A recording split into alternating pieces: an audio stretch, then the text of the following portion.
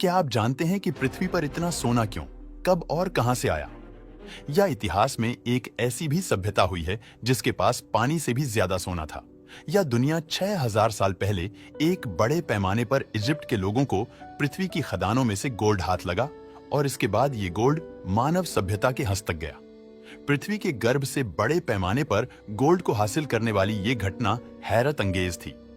यह एक अकस्मात था, एक सुखद अकस्मात, मानो कोई जैकपॉट हाथ लग गया हो, क्योंकि पृथ्वी से इतनी सारी मात्रा में सोना हाथ लगना कोई आम बात नहीं थी। क्या आपको पता है सोना पृथ्वी का है ही नहीं, पृथ्वी पर सोना कहीं और से आया है, क्योंकि पृथ्वी की जियोलॉजी, पृथ्वी का नेचर गोल्ड के अनुरूप नहीं है। तो आप सवाल है क्या, आखिर पृथ्वी पर सोना आया कहां से? तो दोस्तों, आज हम पृथ्वी पर जितना भी सोना देखते हैं वो हमेशा से पृथ्वी पर नहीं था, पर सोना दरअसल सुपरनोवा न्यूक्लियोसिंथेसिस से बनता है। मतलब कि मानो कि जो पूरे सोना होता है वो किसी मरे हुए तारे का मलबा होता है, और पृथ्वी पर जो गोल्ड पाया जाता है वो हमें अरबों साल पहले हुई, यानी कि पृथ्वी की शुरुआत में ही हुई उल्का वर्षा के कारण मिला है। और माना जाता है कि पृथ्वी पर जितना भी गोल्ड है वो डेब्रिज ऑफ डेड स्टार से आया है और वहां से पृथ्वी पर जमा होने वाला। ये गोल्ड पृथ्वी के भूगर्भ में चला गया, क्योंकि ये भट्टी समान पृथ्वी आज से करीब 4 अरब साल पहले धीरे धीरे ठंडी होने लगी थी, और उसके साथ पृथ्वी पर जो भी एलिमेंट्स थे, जो भी धातु ये थी, वो भी ठंडी होकर पृथ्वी की बाह्य परत के आसपास जमा हुई। अब पृथ्वी के बाह्य सतह का घनत्व पर घन सेंटीमीटर 27 ग्राम है, जिस वजह से एल्यूमिनियम, मैग्नीशियम, पोटेशियम, सोडियम और कैल्शियम जैसे तत्व पृथ्वी की ऊपरी सतह पर उभर कर आए।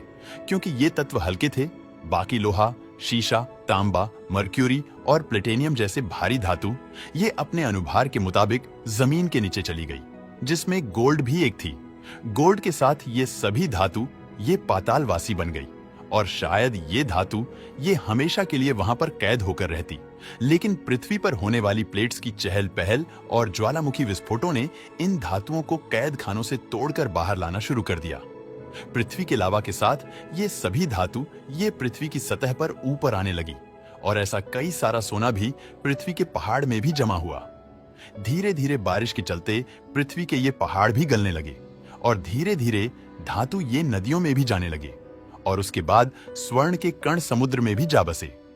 परिणाम स्वरूप इन स्वर्ण कणों का जत्था बड़े समुद्र और बड़ी नदियों के मामले में इतना कम था कि उसे हासिल करने के लिए बहुत टाइम और बहुत मेहनत लगने वाला था।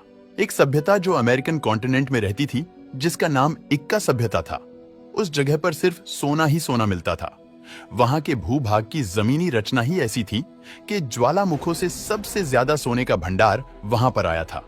हालांकि लोहा वहां पर नहीं था, और इक्का सभ्यता के लोग ये भी नहीं जानते थे कि लोहा होता क्या है। इसलिए इक्का सभ्यता के लोग हर चीज में सोना घुसड़ देते थे। उनके पास इतना सोना था कि वो लोग कोई कील भी बनाते थे तो कील भी सोने की होती थी, और उसे ठोकने वाली हथौड़ी भी लकड़ी और सोने से बनी होती थी। इक्का सभ्यता के लोगों के घर के बर्तन, चम्मच सब कुछ सोने से बना होता था। ये इक्का की और भी एक प्रथा थी जो प्राचीन मिस्रवासी से मिलती थी। ये लोग भी मृत देहों के साथ सोने के आभूषण दफना देते थे। दोस्तों, वीडियो पसंद आता है तो लाइक और शेयर करें।